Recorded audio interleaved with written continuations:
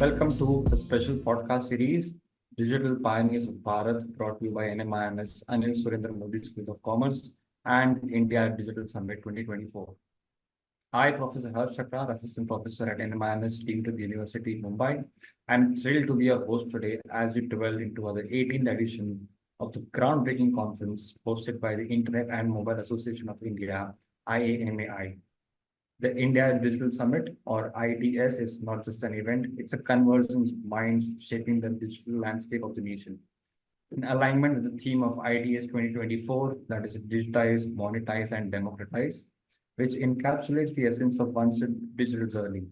We have the pleasure of hosting Mr. Rohit Jain, the president of Landscape Play. Mr. Jain is a prominent leader in the internet entertainment industry who has garnered extensive experience. He has held key positions at PwC and Hewitt Associates.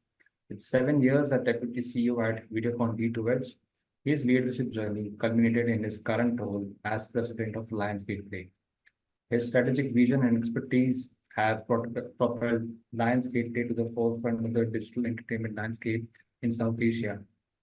Additionally, he serves as co-founder at Exponential Capital and Plug and Play, a new age digital MVPD startup where he acts as an angel investor in select companies. Thank you, Rohit, for joining us. So I think the Lionsgate journey has been very exciting. Harsh, I started this journey back in middle of 2017, and it so happened that we were the only studio who didn't really have a meaningful presence in Asia. Warner, Universal, Disney, I think pretty much every other studio was there for several decades in most parts of Asia, certainly in India. And that presented an opportunity and a challenge both, right? So I think the challenge was, interestingly, consumers knew our content, right? You go and speak. I went and spoke to anybody. People knew John Wick. People knew Hunger Games. They knew Twilight. They knew it, but they didn't really know Lionsgate. They couldn't sort of connect the content with the maker, Right. which was just legacy of, like I said, our not being sort of participated in the market. I think when I set up operations, my two things that I had set out with, one was, of course, to solve for this, for the brand awareness, for consumers to connect with the content. And second was to lay down just the roadmap of our operations in Asia. Like a classical startup, I started this literally out of a coffee shop for the first 6 months.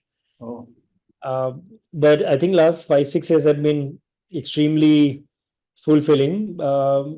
We are short of where I wish we were, but we are ahead of yesterday.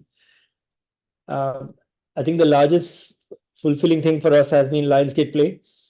We launched streaming operations back in 2020. Within Lionsgate, this was one of the first few regions where we launched international operations.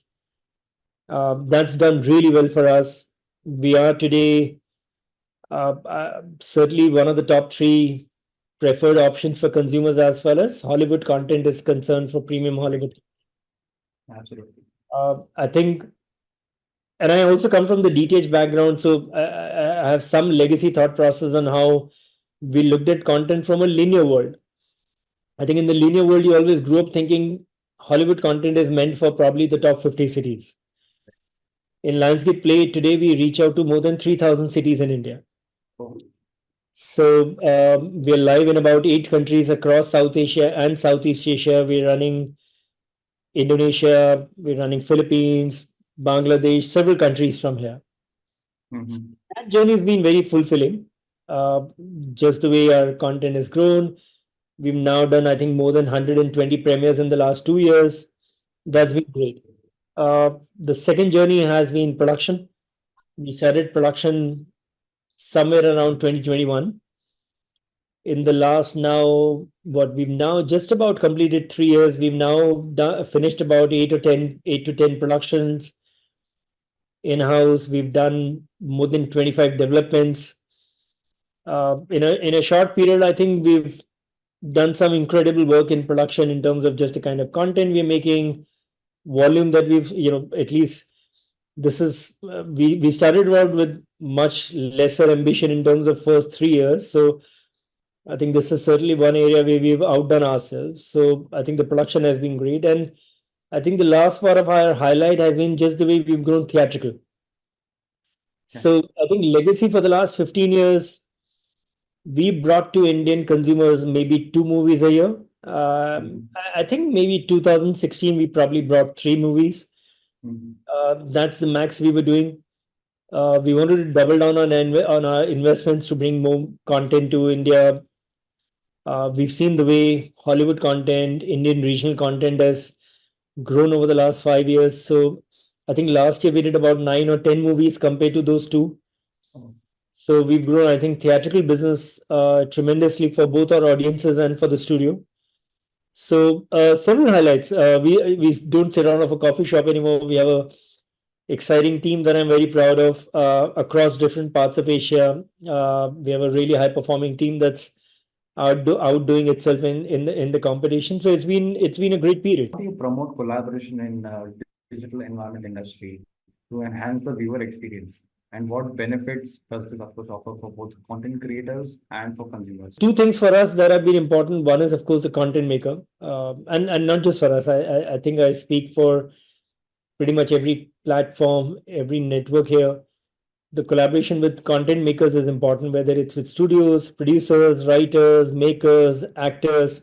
Right, at the end of the day, we have no value proposition unless we collaborate with them. And I think the proof lies in the last 5 years. If you see the number of new digital superstars, the new filmmakers, the new writers, which has all emerged as a result of this collaboration, right? Pankaj Tripathi is a great actor we always knew, but he's become a superstar in this whole new collaborative streaming world. Right. And so on and so forth. There's so many tremendous success stories out of this collaboration. And this is a very interesting collaboration because the streaming world allows you to go far more deeper in terms of talent. It allows you to move away from the approach. That theatrical approach is a lot more concentrated. This is a lot more wider. Your ability to hence tap into a lot more sort of low, ground level talent is much more deeper. Mhm. The second is distribution. Right. That's certainly very critical for us. I think we've tried everywhere possible to collaborate with allied services so that we could give more value for money and occupy a higher share of wallet for the consumer. So Okay. that means we collaborate with telcos because data and video goes hand in hand. Whether we collaborate with, again, broadband players, Mhm. whether we collaborate with OEMs. Today we are available across from a Samsung smart TV to a Sony to an LG, every smart TV, to a Fire Stick, to an aggregator like Apple Plus. So I think our collaborative approach on distribution is followed by one simple philosophy, which is just follow the consumer. It's almost like I don't know if you saw. It's almost like the Vodafone dog Mhm. back in the day. So I think that drives our sort of thesis, our philosophy around distribution. And then there are several other collaboration that are required, especially in the digital ecosystem, which is very, if I for a lack of better expression, it's a very Instagram led decade. You collaborate with influencers, you collaborate with brands, you collaborate with Swiggy's and Zomatos, and you collaborate with different forms of media. The idea is to make entertainment, media, data, food, all allied services at the end of the day, like I said, lot more convenient for consumers. Mhm. The information lot more easier for consumer. Right. The discovery lot more easier. The buying pattern lot more easier. And that requires collaboration. These lines gateway leveraging, let's say, cutting edge technologies such as artificial intelligence, machine learning, virtual and augmented reality to revolutionize digital entertainment. And could you elaborate on the specific initiatives the company is undertaking to enhance these platform performance or customer satisfaction and user retention, also shaping the future of immersive entertainment experiences? Today, Harsh, if there was a question that occupies every boardroom, I think that's certainly the role of AI. Right. There's a lot of AI that gets used and leveraged in our case in our backend today, Mhm. whether that's stuff like content moderation. Uh, Okay. as especially from an IMAI perspective, you'd be aware there are a lot of government guidelines, community guidelines around what do's and don'ts, what you should do, what you should not do, things to red flags to look out for in content. Just with the volume of content, it would have been an impossible task if had it not been for AI. So AI, I think, certainly helps us watch out for any hate speech, violence, anything that's just not acceptable as per the community guidelines of Government of India. How does Lionsgate Play utilize blockchain technology to combat content piracy, protect intellectual property, and ensure fair compensation for creators and maintain compliance across its distribution network? The large case use case of blockchain today for us is around piracy and related matters and sort of authentication of subscribers. Mhm. That being said, there's a lot more that needs to be done on piracy as an issue, as a subject is lot more larger, lot more challenging for the entire ecosystem, and just requires significantly more effort, right from regulatory level to enforcement level to policy level to technology level. So blockchain is only sort of taking care of one part of it, which is technology, but there are many other aspects to be taken care of. Looking ahead, what do you envision as the next major evolution or disruption in the streaming industry? And how do you believe stakeholders should prepare for these changes? The three key things that are going to happen in the next 3 years, maybe not even five. I think one is we'll see tremendous amount of consolidation. We're already seeing that at a global level, and that will just redefine the landscape in terms of giving better scale, shape. Overall, I think that's something that will help the content makers. With those scale, you'll see much more richer, much more scaled content getting made with time to come. The second thing, in my opinion, at some point that's going to happen is just emergence of true aggregators. If you go back to 3 decades, what DTH and cable did for linear, Mhm. which is really to say, hey, you have a Star and a Sony and a Colors and Sun and so on and so forth, so many hundreds of channels. I will package this all for you and make it all seamless for you to watch it in your comfort, right? Right. Eventually, somebody will have to do that job, and almost if we can call them digital MVPDs.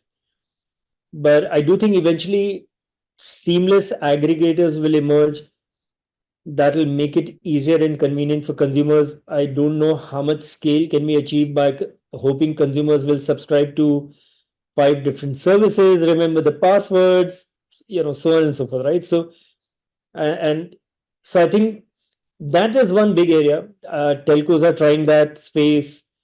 Different people are trying.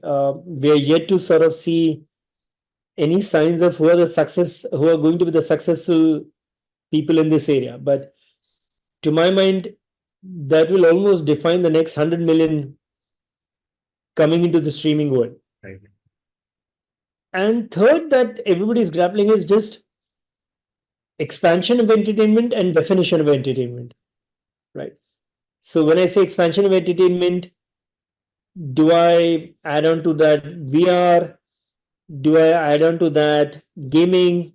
What do I add on to that expansion? And again, definition, what really is definition of entertainment? Is it the fiction, non-fiction content that we provide? Is it more than that? Is it metaverse tomorrow? So many aspects of streaming, because at the end of the day, we're trying to solve for entertainment needs of consumers. And while each company, of course, will choose its path, but we will all keep going back to saying, okay, how do I expand the entertainment definition that I'm providing? And by the way, what's the definition of entertainment? How can I keep re-looking at that? As we draw the curtains on another insightful episode of Digital Pioneers of Bharat, I want to take a moment to express our deepest gratitude. A special thank you to our exceptional guest, President of Lionsgate Play, Mr. Rohit Jain. Your valuable insights and candid reflections have added immense depth to today's conversation. Your time and willingness to share your experiences are truly appreciated. And to our listeners, thank you for tuning into our podcast.